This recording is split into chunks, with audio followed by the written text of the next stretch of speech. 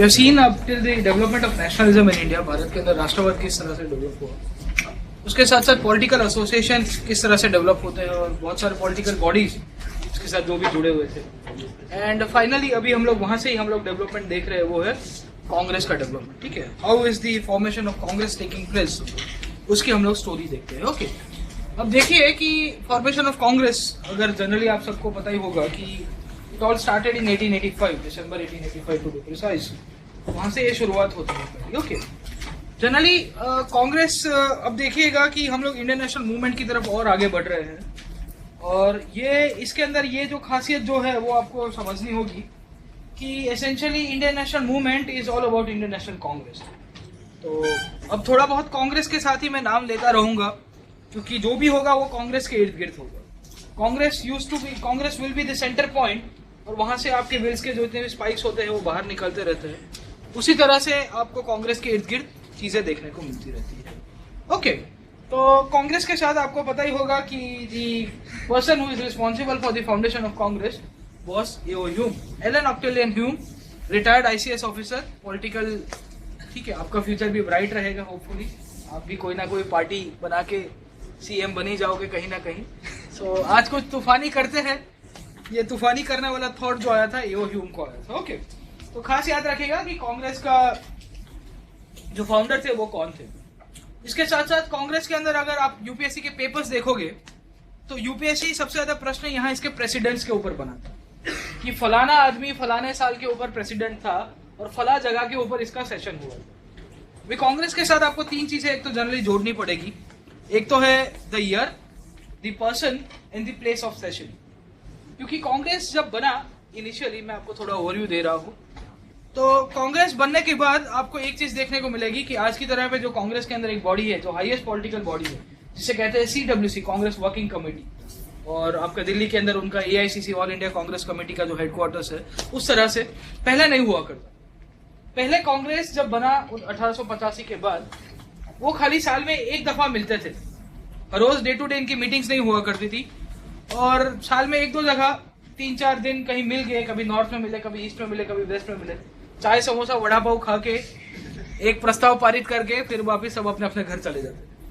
फिर वापिस दिसंबर महीना आता है कि बोले चलो आज इस बार कहाँ जाना है, बोले उस साइड चलते हैं। तो इस तरह से इनकी पूरी की पूरी मीटिंग हुआ करती। तो जनरली क्वेश्चंस यहाँ से आते रहते हैं कि कहाँ मीटिंग हुई थी, who was the president and which year it was. Okay, तो आप देखते रहिएगा। The first person who presided over this Congress meet was WC Banerjee. Okay, Womesh Chandra Banerjee थे, बनर्जी जो भी बोलो। तो मित्रों याद रखना, I was the first president of Congress. तो इनके ऊपर भी कहीं ना कहीं प्रश्न आते हैं। देखिए कि कांग्रेस के पीछे जो इसका फॉर्मेशन हुआ, ये फॉर्मेशन के पीछे जनरली ये आपके एलन ऑक्टेवियन ह्यूम है और यहाँ पे WC बनर्जी हो। ठीक है, एकदम चड्डी बड़ी थे, जिगरी थे, दोनों बाजू बाजू में ही बैठे हैं। सो द फर्स्ट कांग्रेस इन 1885, यहाँ पे जितने करीबन 72 डेलीगेट्स के साथ इसकी एस्टेब्लिशमेंट हुई थी कांग्रेस की। Okay, so it all started in 1885, और 1885 के बाद 1947 तक कांग्रेस बहुत ही अच्छा रोल प्ले करती है भारत की आज़ादी के संग्राम के लिए। आज की प्रेजेंट डे कांग्रेस है, इसके साथ ये कांग्रेस का कुछ लेना देना नहीं है। Okay, so I am not politically affiliated to any political bodies. Okay, so मैंने बताया कि कांग्रेस की जो एस्टेब्लिशमेंट हुई उसके पहले और भी छोटी मोटी जो पॉलिटिकल पार्टीज हुआ करती थी। इसमें एक पॉलिटिकल पार्टी थी जिसका नाम था इंडियन नेशनल कॉन्फ्रेंस। 1883 और 1885 के अंदर इसके दो पहले सेशंस होते थे, और फाइनली वहां से ही जो एक चीज उभर के आ रही थी, जो पॉलिटिकल एस्टेब्लिशमेंट के नाम के ऊपर जो बॉडी थी, वो थी दिसंबर 1885 के अंदर बॉम्बे के अंदर आपकी कांग्रेस का एस्टेब्लिशमेंट। ओके, इसके साथ जो जेंटलमैन जुड़े जाते हैं जो कांग्रेस के एस्टेब्लिशमेंट के पीछे उनका बहुत बड़ा कंट्रीब्यूशन है, इनका नाम था A.O. Hume. He was a English civil servant, retired English civil servant, और इनका नाम बोला जाता है कि भाई this guy is responsible for the formation of Congress. Attended by 72 delegates and presided over by Womesh Chandra Banerjee and Banerjee. उनकी प्रेसिडेंट की अध्यक्षता के अंदर कांग्रेस की मीटिंग हुई थी, एंड फाइनली 1890 तक आसपास तक आते आते कांग्रेस का जो सेशन होता है, वहां पे आपकी फर्स्ट वुमेन ग्रेजुएट थे इंडिया की उस टाइम के अंदर, कादम्बिनी गांगुली, वो भी कांग्रेस के एक सेशन को एड्रेस करती है। ओके, तो ये थोड़ा बहुत बैकग्राउंड था कांग्रेस का, और इसी तरह से कांग्रेस का फॉर्मेशन हुआ। अब देखिए कि कांग्रेस की जो एस्टेब्लिशमेंट हुई, कांग्रेस का जो फॉर्मेशन हुआ, उसके पीछे जनरली दो थियरीज बोली जाती है। एक तो है दी formation of Congress, the reality, सच्चाई क्या थी, और बहुत सारे लोगों ने ये भी बताया कि कांग्रेस का फॉर्मेशन जो हुआ ना वो मिथ के तहत हुआ। सच्चाई तो हमने देखा कि ये पूरा इस तरह से हुआ, इस तरह से मीटिंग हुआ, मीटिंग के बाद सब लोग इकट्ठे हो गए, ये उनको ख्याल आया कि आज कुछ तूफानी करते हैं, तूफानी कर दिया, दोस्त को बना दिया, बोले तू प्रेसिडेंट बन जा, मैं फाउंडर बन जाता हूँ, मजा मजा नहीं लाइफ। ओके वी इसके पीछे एक और थियरी चलती है जिसे बोला जाता है कि कांग्रेस का जो फॉर्मेशन हुआ ना वो मिथ हुआ। अभी मिथ के तहत ये बोला गया है कि कांग्रेस का फॉर्मेशन एक अंग्रेजों की चाल की तहत, it was a pre plan strategy by the Britishers and as the thought process evolved, they started with the formation of Congress. बोला ऐसा गया कि एओ ह्यूम और उस टाइम के अंदर जो आपके वाइसरॉय हुआ करते थे लॉर्ड डफरिन, उन दोनों की दिमाग की उपज है ये कांग्रेस। और जनरली ये चीज को कंसिडर भी किया गया है कि कांग्रेस को अंग्रेजों के हाथों का एक टूल के तहत ही बनाया गया था और भारत के लोगों को इसके ऊपर प्लेटफॉर्म थोड़ा बहुत मिल जाए इसके लिए उनको खिलौना की तरह यूज किया गया। So this theory was propagated and professed by different historians और करीबन 1950 तक ये पूरा का पूरा थियरी ऐसे ही चलता रहता है। अब देखिए कि जब कांग्रेस का एस्टेब्लिशमेंट होता है तो ये चीज तो लाजमी थी कि एओ ह्यूम ने बनाया, और ये चीज भी थोड़ा बहुत देखने को मिलता है कि लॉर्ड डफरिन यहाँ पे इसका साथी भी था, और इसके लिए बोलते हैं कि कांग्रेस के जितने भी लीडर्स थे उनको पपेट की तरह यूज किया एओ ह्यूम और लॉर्ड डफरिन के। कंटिन्यूअसली ये चीज बातें होती रहती थी कांग्रेस को लेके कि कांग्रेस का जो फॉर्मेशन है अंग्रेजों की चाल के तहत हुआ है और वो चाल बहुत ही अंग्रेजों की कामयाब रही। Even till the time post independence ये चीज को एक्सेप्ट किया जाता था कि सब लोग ने यही चीज बोलते थे कि भाई Congress was established as a myth. ठीक है, तो मिथ्या के तहत बोला गया, और ये मिथ्या को बोला जाता है सेफ्टी वॉल थियरी। सुरक्षा वॉल की जो पूरा का पूरा सिद्धांत है उसके तहत कांग्रेस का एस्टेब्लिशमेंट हुआ। अब देखिए कि सेफ्टी वॉल का मतलब क्या होता है कि जैसे आपका बॉयलर होगा, बॉयलर छोड़ दिया, आपका प्रेशर कुकर होगा, तो प्रेशर कुकर के अंदर अगर आप थोड़ा बहुत चावल और दाल और पानी डाल के, नमक डाल के वो खिचड़ी बनाने की कोशिश करोगे तो आप उसको कन्फाइन कर दोगे तो कुकर फट जाएगा।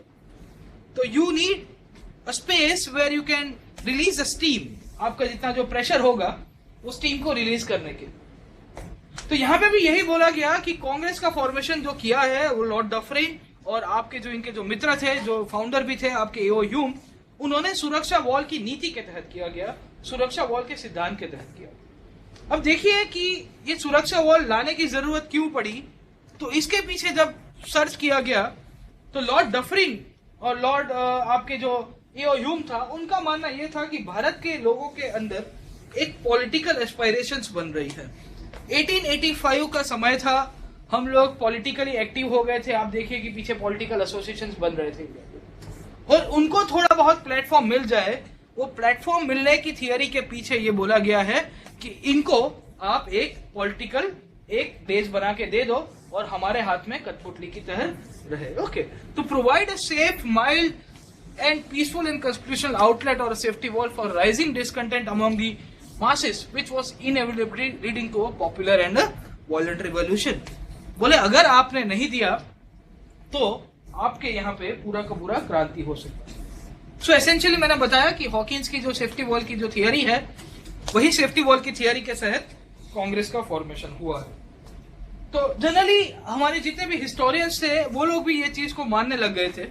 उस टाइम के आपके नेशनलिस्ट लीडर्स भी हुआ करते थे, से फॉर एग्जांपल लाला लाजपत राय, वो बोलते थे कि भाई कुछ भी हो जाए कांग्रेस को इन्होंने कठपुतली के तहत ही बनाया था, और कांग्रेस के जितने भी लीडर्स थे वो भी कठपुतली ही रहे इनके।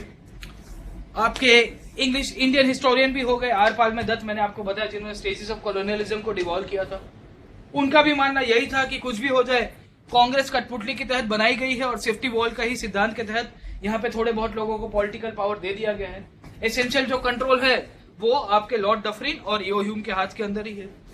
उसके बाद और भी जब बोला गया है तो ये चीज भी सामने आ रही थी कि सी एफ एंड्रिस और गिरजा मुखर्जी जो उस टाइम के हिस्टोरियन हुआ करते थे आपके मॉडर्न टाइम्स के अंदर, उन्होंने भी ये चीज प्रूव कर दी है कि भाई कांग्रेस का फॉर्मेशन मिथी है और कांग्रेस का जो भी फॉर्मेशन हुआ वो मिथ्या के तहत सेफ्टी वॉल के तहत हुआ है, इन लोग को कठपुतली और पपेट की तरह ही यूज किया गया है। मुद्दा ये आ रहा था कि एओ ह्यूम ने, अगर आप थोड़ा बहुत बैकग्राउंड के अंदर जाओगे तो एओ ह्यूम ने आपके जो जेंटलमैन थे लॉर्ड डफरिन, उनको कान के अंदर कुछ बोला था और उनको बोला था कि यहाँ पे क्रांति हो सकती है और क्रांति को रोकने के पीछे आपको एक पॉलिटिकल बॉडी बनानी पड़ेगी। हम लोग उसका जो स्टोरी है उसको स्टोरी के तहत देखने की कोशिश करते हैं कि किस तरह से होता है। Formation of Congress the myth किस तरह से शुरू हुआ and how it all evolved and what were the reasons behind the evolution. Theory मैंने बताया जिसे कहते हैं सेफ्टी वॉल थियरी। सुरक्षा नीति की जो सिद्धांत थी, वो सुरक्षा वाल का जो सिद्धांत था, उसके तहत ही ये पूरा का पूरा फॉर्मेशन।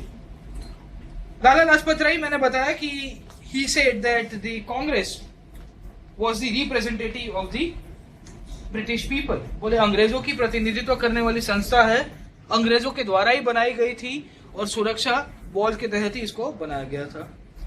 इसके साथ साथ आर पाल में दत्त भी इसको बताते हैं कि भाई कुछ भी हो जाए कि the Britishers were using the Congress as a tool. बोले उसको भी एक टूल के तहत, एक खिलौना के तहत ही यूज होता था।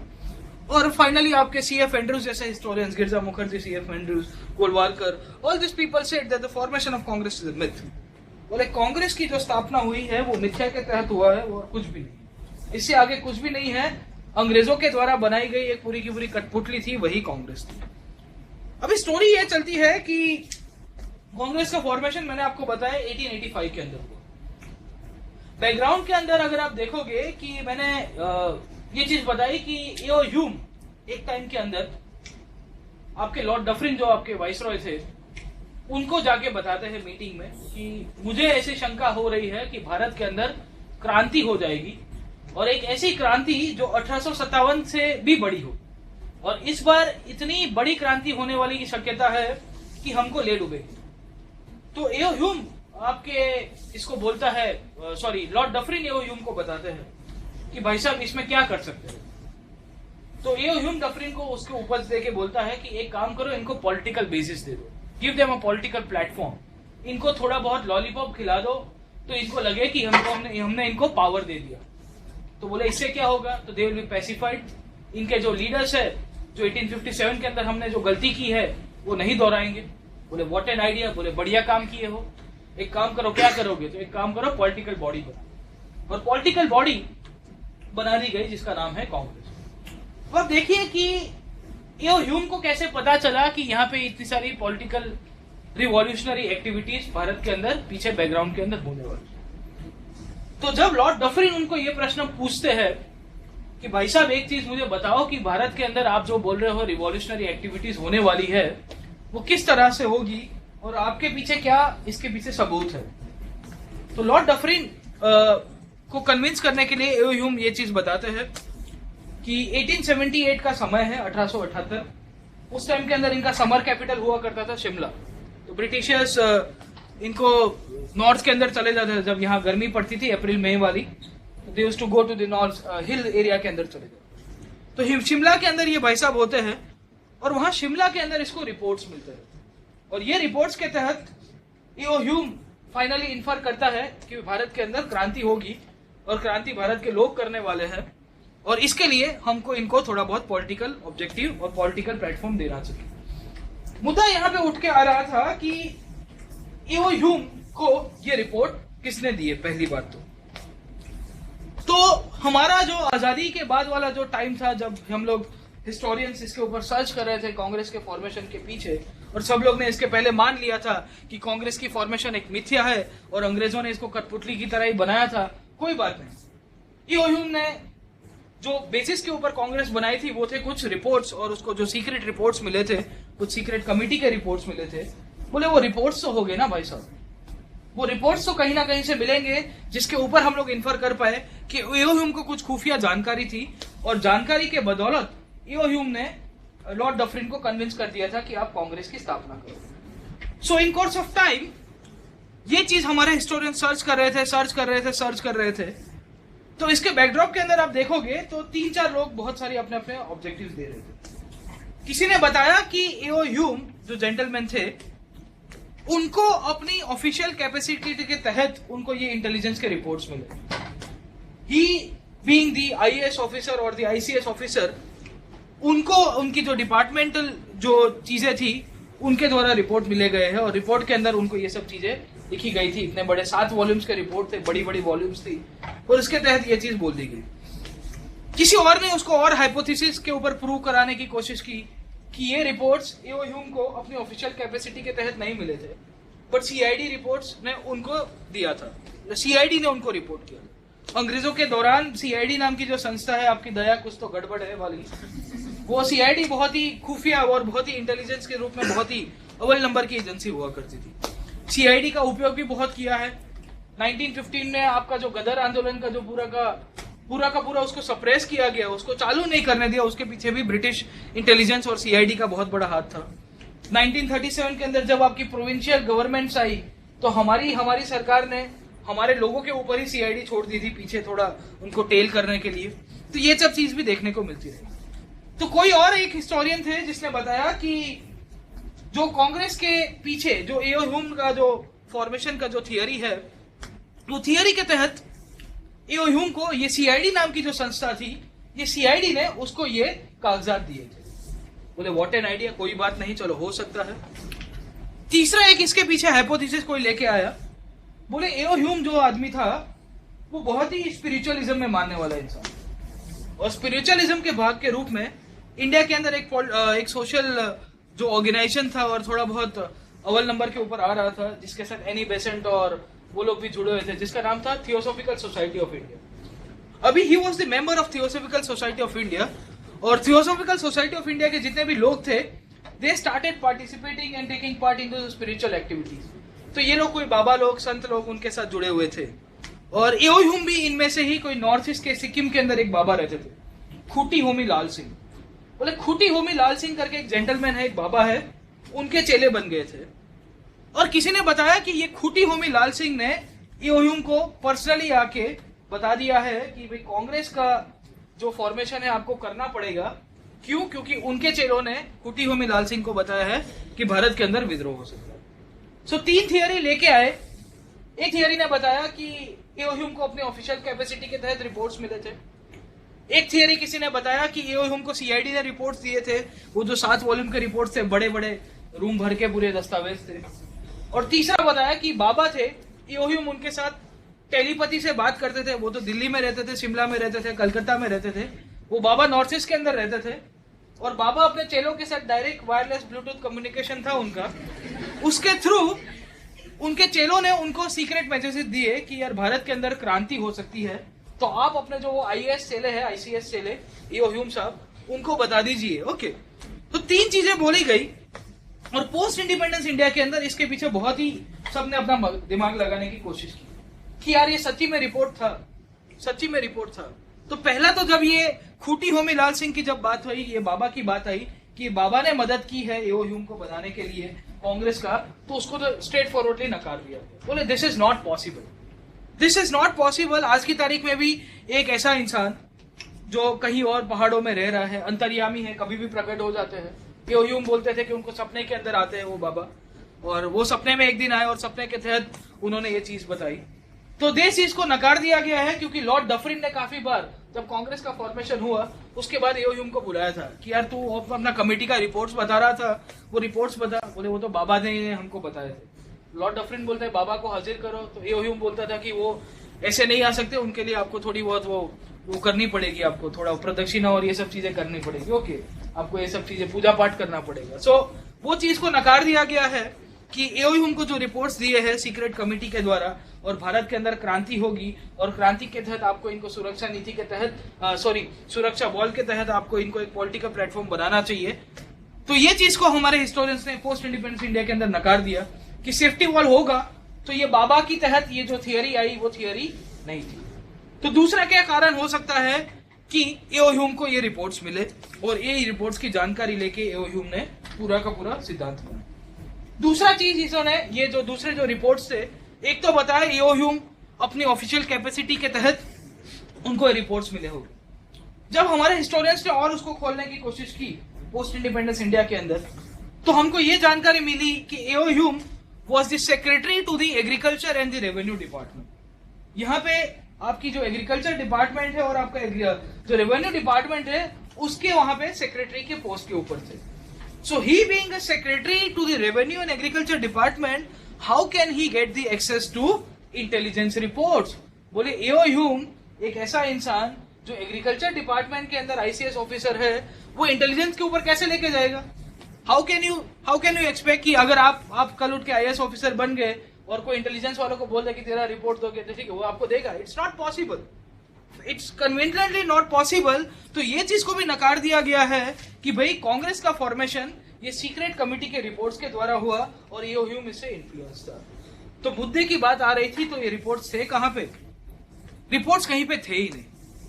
When the people of India, when the historians of India were started digging, उन्होंने और उसके पीछे रिसर्च करना शुरू किया कि उनको रिपोर्ट देने वाला इंसान कौन था, ये रिपोर्ट कहां से है, रिपोर्ट कहीं पे मिलेगी. सच्चाई ये थी कि कांग्रेस का फॉर्मेशन होना ही था. क्यों? क्योंकि आपके छोटे छोटे छोटे पॉलिटिकल बॉडीज इसके पहले अस्तित्व के अंदर आ गए थे. वही पॉलिटिकल बॉडीज फाइनली 1885 के अंदर कांग्रेस के अंदर कल्मिनेट हो जाते हैं. तो जब ये बात होती है कि कांग्रेस का फॉर्मेशन एक मिथ के तहत लिया गया है और एओ ह्यूम ने हमारे लोगों का उपयोग किया है, तो उसे नकार दिया जाता है. Reality of the Congress was that the small political bodies came together in 1885. वो चाहे आपका ईस्ट इंडियन एसोसिएशन हो, वो चाहे आपका इंडियन एसोसिएशन हो, या आपका इंडियन नेशनल कॉन्फ्रेंस हो, ये सब के सब राजकीय संगठन इकट्ठे होते हैं और यही लोग फाइनली आपको देखने को मिलेगा कि कांग्रेस के लीडर्स हो गए. Dadabhai Naoroji became the leader of Congress. Dheeraj Shah Mehta became the leader of Congress. Surendranath Banerjee became the leader of Congress. P Ananda Charlu became the leader of Congress. वो चाहे मद्रास महाजन सभा से हो गए, एक ईस्ट से होगा, एक साउथ से होगा, एक नॉर्थ से होगा, एक वेस्ट से होगा. All this people came together और इन्होंने ही फाइनली कांग्रेस की स्थापना की है.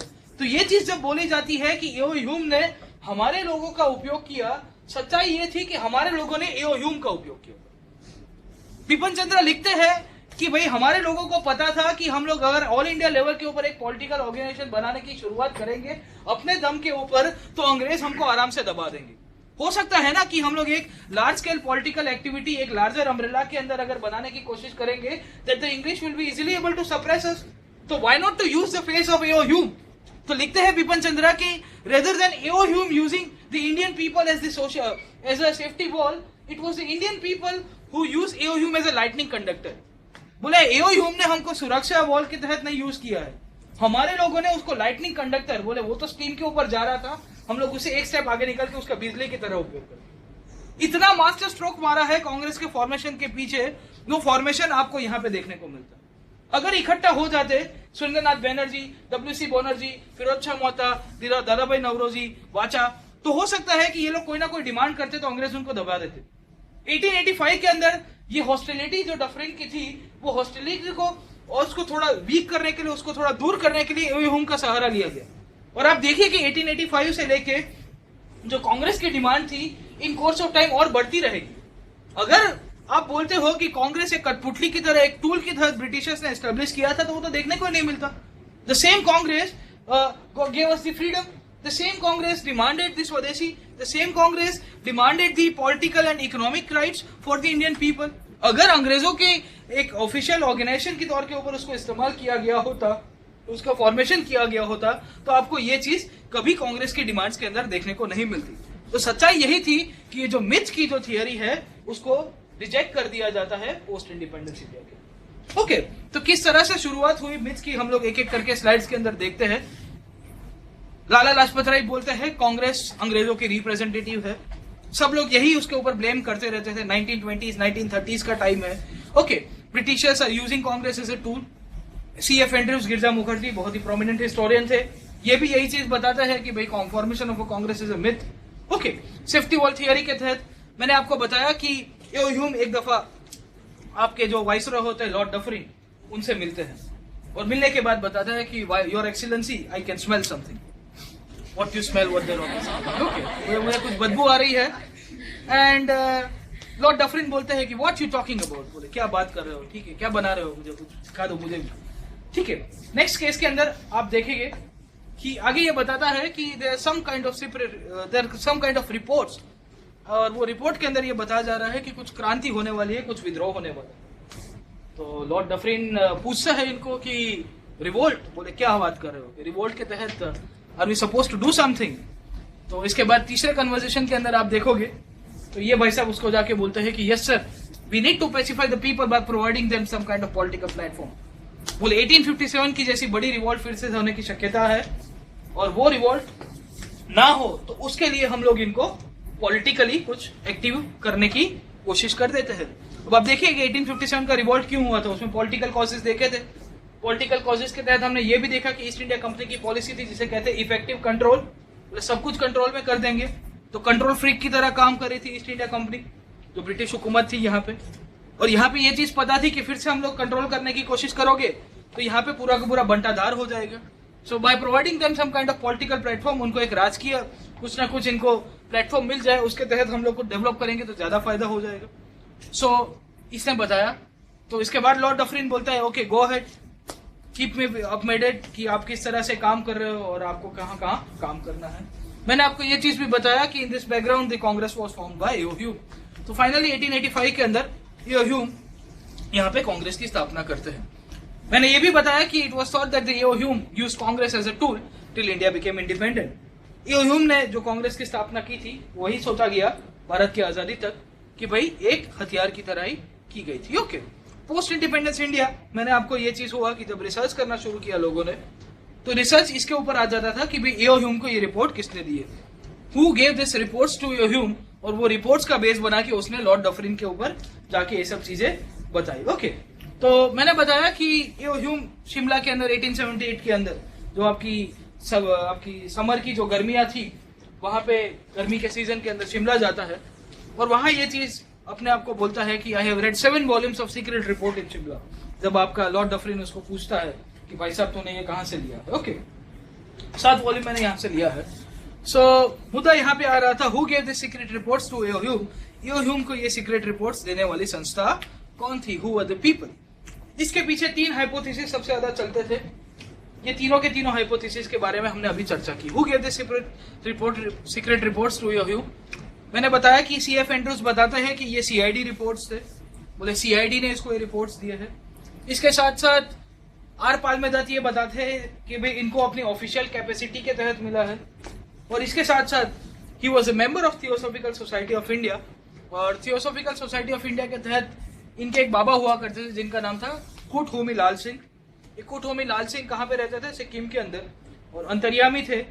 तो इनके सपने में आते थे, इनके रूम के अंदर कभी कभी प्रकट हो जाते थे और बोला ईओ ह्यूम को कि ले बेटा ये रिपोर्ट लाया हूँ मैं तेरे लिए और इसको पढ़ लीजिएगा और मुझे लग रहा है कि क्रांति होगी। ईओ ह्यूम ने इनको पूछा कि बाबा ये रिपोर्ट किसने दी है, तो बाबा ने बोला कि मेरे चेले चपाटे हैं, उन्होंने मुझे ये रिपोर्ट दी है। ओके, तो 3 थियरी पूरी की पूरी प्रपोज की गई फॉर्मेशन के पीछे।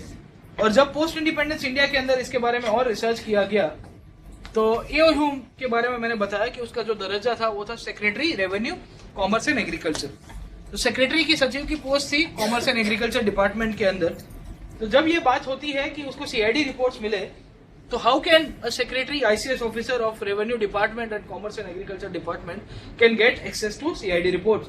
आज की तारीख में आप लेने जाओगे तो कोई आईपीएस आपका इनकाउंटर कर देगा, ठीक है, बोले कहां से लेने आए। ओके, ऑफिशियल कैपेसिटी के अंदर पूछा, बोले ये कहां से आया, ये भी आपको देखने को नहीं मिलेगा। और तीसरा है मिस्टीरियस, जो बाबा है आपके कुट होमी लाल सिंह, ये तीनों के तीनों रिपोर्ट्स को नकार दिया गया। तो कुछ भी हो जाए, this is not right and this the formation of Congress इसके साथ आपका कहीं ना कहीं जुड़ा नहीं देखने को मिलता। ओके, तो हमने ये भी देखा कि उसको दरकरार करके उसको रिजेक्ट कर दिया गया है अच्छी तरह से, और उसके बाद ही कांग्रेस का जो फॉर्मेशन है वो रियलिटी के अंदर देखने की कोशिश की। तो रियलिटी के अंदर एक चीज देखने को, कांग्रेस का फॉर्मेशन कहां से हुआ था, जिसे कहते हैं पार्ट 2 होल की थियरी, कि पहले पार्ट में था और वहां से ही आपका बड़ा एक लार्जर एरिया के अंदर कन्फाइन हो जाएगा। ओके, तो यहाँ छोटे छोटे पार्ट थे, छोटे छोटे टुकड़े थे, रीजनल पॉलिटिकल एसोसिएशंस थे, और वही सबके सब इकट्ठे होकर आपकी पॉलिटिकल बॉडी बनती है जिसका नाम है Congress. Dadabhai Naoroji, Firoz Shah Mehta, D Wacha, WC. Banerjee, SN. Banerjee, all this people were part of different political associations. ये छोटे मोटे जितने भी राजकीय संगठन के अध्यक्ष हुआ करते थे, यही लोग 1885 के बाद कांग्रेस के लीडर्स बनते हैं। सो इसका मतलब ये था कि they felt into the trap led by Hume and Dufferin. तो हमको नकार देना है कि no, they cooperated with Hume just because they did not wanted to arouse official hostility. बोले ऑफिशियल हॉस्टाइलिटी जो है क्योंकि अगर अर्ली स्टेज के ऊपर आप इतना बड़ा आपको पॉलिटिकल ऑर्गेनाइजेशन बनाना है तो आप नहीं बना सकते।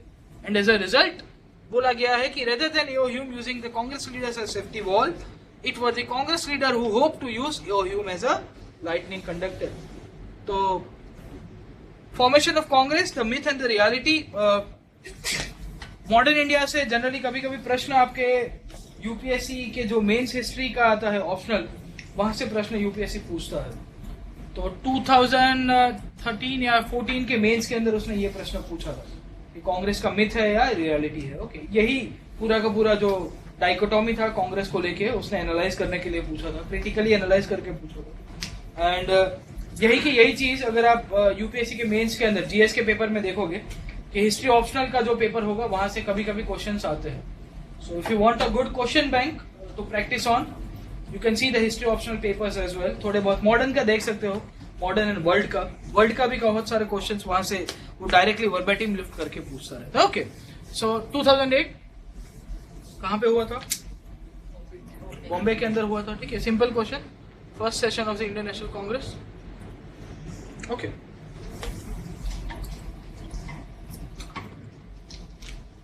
अब देखिए कि कांग्रेस की जो स्थापना हुई, उस स्थापना होने के पीछे कांग्रेस ने अपने एम्स एंड ऑब्जेक्टिव्स भी डिक्लेयर कर दिए और वही एम्स एंड ऑब्जेक्टिव्स के तहत कांग्रेस आगे चलती है। अब इसके बाद हम लोग जो भी देखेंगे वो कांग्रेस के तहत ही देखेंगे और इसके एम्स एंड ऑब्जेक्टिव्स भी बहुत ही हमारे लिए इंपॉर्टेंट हो जाते हैं, क्योंकि इसका जो पॉलिटिकल जो पॉइंट ऑफ व्यू था और पॉलिटिकल मूवमेंट जो आगे चलाता है वो इसके एम्स एंड ऑब्जेक्टिव्स के साथ बहुत ही जुड़ा हुआ है। So to understand the programs which were launch by Congress, जो आपके स्वदेशी मूवमेंट के पहले भी हुए और उसी दौरान भी हुए और उसके बाद भी थ्रू आउट आपको the course of Indian national movement देखने को मिलेगा, वो इसके एम्स एंड ऑब्जेक्टिव्स के साथ थोड़ा बहुत मैचअप करता हुआ दिखेगा, सिंक्रोनस दिखेगा। ओके, पहला जो कांग्रेस का जो सबसे मेन टास्क था वो उनको पता था कि उनको एक देश बनाना, नेशन बिल्डिंग।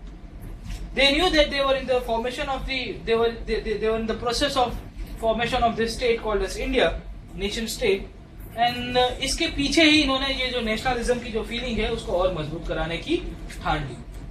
भारत के अंदर जो नेशन बिल्डिंग का जो प्रोसेस है, आज भी बोला जाता है India still nation in the making, उसके पीछे भी ये पूरा का पूरा थियरी चलता है। नेशन बिल्डिंग का जो प्रोसेस है वो यहाँ से शुरू होता है, वो इसके इर्द गिर्द ही कांग्रेस चलती रहेगी। मुद्दा ये आता था कि नेशन बिल्डिंग कैसे किया जाए। कांग्रेस के अंदर नेशन बिल्डिंग करना है, आपको पॉलिटिकल बॉडी बनाई है, अभी नई नई राजकीय संगठन बनाई है, तो आप नेशन बिल्डिंग कैसे करोगे? तो इन्होंने शुरू कर दिया प्रोसेस जिसे कहते हैं रोटेशन ऑफ सेशंस। अगर आप देखिएगा कि आप हिस्ट्री की कोई भी बुक उठा रहे होगे, कोई भी आप यूपीएससी के पर्सपेक्टिव से देखोगे तो एक टेबल बनाया होता है। एक सेशन कलकत्ता में हुआ, एक सेशन अहमदाबाद में हुआ, एक सेशन बॉम्बे में हुआ, चौथा सेशन चेन्नई में हुआ, दूर दराज के विस्तार त्रिपुरी के अंदर होता है। ओके, एकदम गांव खेड़े के अंदर, रिमोट एरियाज के अंदर कांग्रेस के सेशन होगी। The important objective of this rotation of session was this only, the leaders of the Congress new कि हमको यहाँ पे हमारी एक राजकीय रूप में हमारा अस्तित्व बनाना है, साथों साथ हमारी जो विचारधारा है उसको और फैलावा करना है। तो क्या करो कि कांग्रेस का सेशन घुमाते रहो, साल में एक दफा हम लोग जहां पे भी मिलेंगे तो देश के अलग अलग विस्तारों से मिलेंगे, and we will be meeting at some one common place, और वहां पे जहां पे मिलेंगे वहां पे आपकी पॉलिटिकल एक्टिविटी स्ट्रांग होगी कि वीक होगी? डेफिनेटली स्ट्रांग देखने को मिलेगी कि जहां कांग्रेस का सेशन होगा वहां पे थोड़े बहुत लोग पॉलिटिकली एक्टिव हो जाएंगे। ओके, तो rotation of session was started by the AIIMS and objectives, उसके तहत आपको देखने को मिलेगा। साथों साथ ये भी बोल दिया गया कि आपका जो प्रेसिडेंट होगा वो होम स्टेट से नहीं होगा। से फॉर एग्जाम्पल अहमदाबाद के अंदर सेशन हो रहा है तो अहमदाबाद के अंदर गुजरात से कोई आदमी अध्यक्ष नहीं बन सकता। इसके लिए ही आपको ये चीज देखने को मिलती है कि जब पहला सेशन हुआ वो कहाँ हुआ? बॉम्बे के अंदर, पर वहां पे फिरोज शाह मेहता या Dadabhai Naoroji who belong to Bombay, they were not made the president, but the president was made the W.C. Banerjee was made the president and he belonged to West Bengal। तो आपके बंगाल, या ठीक है उस टाइम पे वेस्ट ईस्ट तो नहीं हुआ करता था, पर बंगाल से बिलोंग करते थे। And as a result of this thing आपको ये चीज देखने को मिलती है कि प्रेसिडेंट जो आपका बाहर का राज्य का होगा, तो इसके कारण होगा क्या कि आपके लोगों के अंदर एक जो सुपर इम्पोज वाली फीलिंग होगी वो नहीं आएगी। साथों साथ आपके अंदर जो डेवलपमेंट है, जो फ्रेटर्निटी है, वो भी और अच्छी खासी फैलेगी। दूसरा एक चीज इन्होंने ये भी डिसाइड कर दिया था कि कुछ भी हो जाए हम लोग ओवरवेलमिंग मेजोरिटी से कोई भी रिजोल्यूशन पास नहीं करें। से for example Hindu Muslim unity की जब बात आती है या हिंदू मुस्लिम इश्यूज की बात आती थी, तो कभी कभी ऐसा होता था कि 90% of the Hindus vote for one kind of particular resolution, but 10% of the Muslims who are in minority they are not in favour of this kind of resolution, तो वो रिजोल्यूशन को ड्रॉप कर दिया जाता था। तो एक पूरा का पूरा पॉलिटिकल बॉडी, वो पॉलिटिकल बॉडी के तहत ये चीज भी डिसाइड कर दी जाती थी कि कुछ भी हो जाए, अगर एक ओवरवेलमिंग मेजोरिटी से आपने रिजोल्यूशन पास किया है और उसमें 1% माइनॉरिटी को अगर ध्यान में आ रहा है कि they are not feeling comfortable with this resolution, तो वो रिजोल्यूशन को ड्रॉप कर दिया जाता। तो आपको जो इनर पार्टी डेमोक्रेसी है, वो इनर पार्टी डेमोक्रेसी की शुरुआत भी कांग्रेस के अंदर हो चुकी थी। ओके, तो they knew that they are suppose to make a nation. वो नेशन के तहत सबसे पहले बोला जाता है कि आपको घर से ही शुरुआत करनी पड़ेगी। घर के शुरुआत कैसे करोगे कि अपने पॉलिटिकल जो ऑर्गेनाइजेशन है उसके अंदर प्रेसिडेंट की पोस्ट को रोटेट किया जाए। एक होम स्टेट से आप बिलोंग करोगे, वहां पे आप अध्यक्षता नहीं कर सकते। अब देखिएगा कि ये मुद्दे को लेके ही पूरा का पूरा लड़ाई होती है और 1907 में कांग्रेस की स्प्लिट भी देखने को मिली, जब सूरत के अंदर कांग्रेस टूट जाती है। सूरत की फूट और Surat split as we know it was related to this point only, क्योंकि ये प्रेसिडेंट का इश्यू है, वो कांग्रेस में आज तो ज्यादा इंपॉर्टेंट नहीं है, बट पहले के टाइम के अंदर कांग्रेस के अंदर प्रेसिडेंट के लिए मारामारी बहुत हुई थी और 1907 में स्टेज के ऊपर चप्पल भी चला गया था जब आपके प्रेसिडेंट हुआ करते थे रास बिहारी घोष, तो उनको जूता पड़ गया था और उसके बाद कांग्रेस टूट गई थी। ओके, तो दूसरा इनका एक ऑब्जेक्टिव था, वो था ऑल इंडिया लीडरशिप। एक नई पॉलिटिकल बॉडी बना रहे हैं, एक नया राजकीय संगठन उभर के आ रहा है और वो राजकीय संगठन को आपको और आगे लेके जाना है, तो आपको एक लीडरशिप चाहिए। And as a result of this thing they started making the base for the all India leadership. ठीक है, ऑल इंडिया लीडरशिप जैसे आज की तारीख में आपको देखने को मिलती रहती है। ऐसे मुद्दे उठाओ जो आपके लिए कॉमन होंगे। अब देखिए कि कांग्रेस के ऊपर एक क्रिटिसिज्म यही होता रहता था कि Congress never took the issues of social reforms. उसके लिए इंडियन नेशनल सोशल कॉन्फ्रेंस करके एक अलग सी अलायदी बॉडी हुआ करती थी, इनके साथ अफिलिएटेड थी। बट कांग्रेस के साथ यही हुआ कि जो भी हो जाए आपको कॉमन मुद्दे उठाने थे। अभी सोशल इश्यूज ऐसे थे कि जो महाराष्ट्र के अंदर अलग था, गुजरात के अंदर अलग था, बंगाल के अंदर अलग था। And as a result of this thing the Congress did not took the objective of social reform. उन्होंने यही चीज उठाए जो आपके कॉमन मैन के साथ रिलेटेड हो, जो कॉमन प्रॉब्लम्स के साथ रिलेटेड हो गए। और वो कॉमन प्रॉब्लम्स कहां पे आपको देखने को मिलेंगे, एक तो पॉलिटिकल और दूसरे इकोनॉमिक साइड के ऊपर। बोले इकोनॉमी सबके साथ खराब है, फार्मर्स सबके साथ खराब है, पॉलिटिकल सबको राइट नहीं मिल रहा, रिप्रेजेंटेशन नहीं मिल रहा, तो उसके ऊपर ही फोकस किया जाए, बाकी सारी चीजों को छोड़ दो। ओके, क्योंकि आपको आपका सबसे पहले बेस बनाना है और बेस बनाने के बाद आपको अपनी पॉलिटिकल एक्टिविटी को और स्ट्रॉन्ग कर देना है। साथों साथ मॉडर्न डे पॉलिटिक्स भी आपको चालू करनी थी, तो you have to train people in modern politics. ठीक है, तो इनको ट्रेनिंग मिल गई है, तो आगे भी निकल गए हैं। So you see that the objective of the Congress, एक तो नई नई पॉलिटिकल बॉडी बनाई। अभी बॉडी बनाने के बाद इनके साथ ये भी एक बहुत बड़ा ऑब्जेक्टिव था कि हमारे लोगों को सिखाए कि इसको डेमोक्रेसी कहते हैं, यहाँ पे आपको बैठना है, इस तरह से प्रोटेस्ट करना है, यहाँ से धरना करना है, अनशन करना है। तो train people in modern politics was also included into the objectives of Congress. बोले भारत के लोगों को पता ही नहीं है कि राजनीति किसे कहते हैं, कि आपको मॉडर्न पॉलिटिक्स जो आधुनिक राजकारण है वो कैसे खेला जाएगा, किस तरह से आपको प्रोटेस्ट करना है, कहाँ कहाँ पिटीशन करनी है। So this was also included into the objectives of Congress, क्योंकि कांग्रेस एक राजकीय संगठन के ऊपर बनानी शुरू हो रही थी। पॉलिटिकल एजुकेशन और एजुटेशन कैसे करना है वो भी लोगों को सिखाया। तो ये भी कांग्रेस का एक बहुत बड़ा ऑब्जेक्टिव बन रहा था, जहां कांग्रेस को लग रहा था कि हमको इसके ऊपर भी आगे जाना चाहिए। इसके साथ साथ जब हम लोग कांग्रेस के साथ उसको और रिलेट करते हैं, तो कांग्रेस के साथ बोला जाता है कि इसने पॉलिटिकल डेमोक्रेसी को इंडिजिनाइज कर दिया। भारत के अंदर जो इंडिजिनेशन का जो प्रोसेस शुरू हुआ पॉलिटिक्स को लेके हुए, क्योंकि कांग्रेस को एसेंशियली एक पार्टी की तरह कन्फाइन नहीं किया गया था। Congress was a movement. ये जो कांग्रेस का जो नाम है वो आपने लिया था नॉर्थ अमेरिका के कांग्रेस मॉडल से। तो Congress was just a assembly of people और द मूवमेंट ऑफ पीपल, और इसके साथ ही आपका पूरा का पूरा डेवलपमेंट देखने को मिलेगा। तो कांग्रेस मीन्स द असेंबली और the movement of the people. North American model जो था कांग्रेस, उसके साथ आपने कन्फाइन नहीं किया था, उसके मतलब उसके सिनोनिमस के साथ आपने उसको रिलेट करने की कोशिश की थी और इंडिजिनेशन कर दिया था। पॉलिटिकल डेमोक्रेसी को किस तरह से ग्राउंड रूट ट्रेवल के ऊपर लेके जाए वो भी कांग्रेस ने अपने ऑब्जेक्टिव्स के साथ यहाँ चीजें आगे बढ़ाने की कोशिश की थी। ओके, तो कंटिन्यूसली आपको इंडियन नेशनल मूवमेंट के अंदर ये चीज देखने को मिलेगी, वो है कांग्रेस के एम्स एंड ऑब्जेक्टिव्स। अगर आप देखेगा कि ऑल इंडिया लीडरशिप कांग्रेस के अंदर उभर के आ रही थी, एक के बाद एक नए लीडर्स आए। वो क्यों था? क्योंकि कांग्रेस के एम्स एंड ऑब्जेक्टिव्स जब कांग्रेस की स्थापना हुई उसके बाद ही ये कर दी। पीपल को, हमारे लोगों को मॉडर्न पॉलिटिक्स के अंदर ट्रेन करना, उसके पीछे भी कांग्रेस ने बहुत बड़ा कंट्रीब्यूशन किया। कांग्रेस वर्किंग कमिटीज होगी, आपके कांग्रेस के वॉलंटियर कॉर्प्स हो रहे थे। All this people started participating, indigenise कर दिया पॉलिटिकल डेमोक्रेसी को। जो भी आ रहा था सबको कांग्रेस के अम्ब्रेला के तहत ही लिया जा। कोई लेफ्ट मूवमेंट वाला आ गया कि चल भाई तू भी आ जा, कोई रिवॉल्यूशनरी आ गया चल भाई तू भी आ जा, कोई राइटिस्ट थॉट वाला आ गया उसको भी बोल दिया जाता कि भाई तू भी कांग्रेस का ही मेंबर है। तो कंटिन्यूअसली आपको ये चीज कांग्रेस के एम्स एंड ऑब्जेक्टिव्स के तहत देखने को मिलती है। फाउंडर डेमोक्रेटिक नेशनलिस्ट मूवमेंट हमने देख लिए सबके सब। Politically educate people, promote friendly relations among the people of the country, develop and propagate anti colonial nationalist ideology, ये भी हमने ऑब्जेक्टिव्स के तहत बोला जाता है। एक ऐसी डिमांड करो जो हमारे लोगों को यूनिफाई कर पाए over a common economic and political program, ऐसा नहीं कि इसके बाहर जाके कुछ ना कुछ चीजें हो पाए। Develop feeling of national unity, हमारे लोगों के अंदर एक नेशनल यूनिटी की फीलिंग। और फाइनली इंडिया के अंदर जो नेशनहुड की जो भावना है वो भी डेवलप कराने के पीछे एम कांग्रेस का एम्स एंड ऑब्जेक्टिव्स के तहत पूरा का पूरा थॉट सोचा गया। अभी अर्ली नेशनलिस्ट है जो कांग्रेस के लीडर्स थे, उनके मेन आपको नाम एक तो पता होने चाहिए और इनकी ही पूरा का पूरा रोल कांग्रेस के तहत बोला जाता है। फ्रॉम 1885 टिल 1905 यहाँ पे इनका पूरा का पूरा तिकड़म चलता है। और 1905 के बाद ये जो अर्ली नेशनलिस्ट जिनको आप मॉडरेट्स कहते हो, उनको थोड़ा दरकिनार कर दिया जाएगा कांग्रेस में से, और नए जो आपके चरमपंथी विचारधारा वाले लोग हैं, जो एक्सट्रीमिस्ट जिसे कहते हैं, वो यहाँ पे पावर के ऊपर आ जाते हैं। नाम याद रखिएगा, Dadabhai Naoroji, Firoz Shah Mehta, D Wacha, WC Banerjee, SN Banerjee, they are known as moderate peoples. और अर्ली नेशनलिस्ट के अंदर गोखले भी थे इनके अंदर। ओके, तो बहुत सारे लोग थे और इनका काम यही था that believe in the stones liberalism and moderate politics.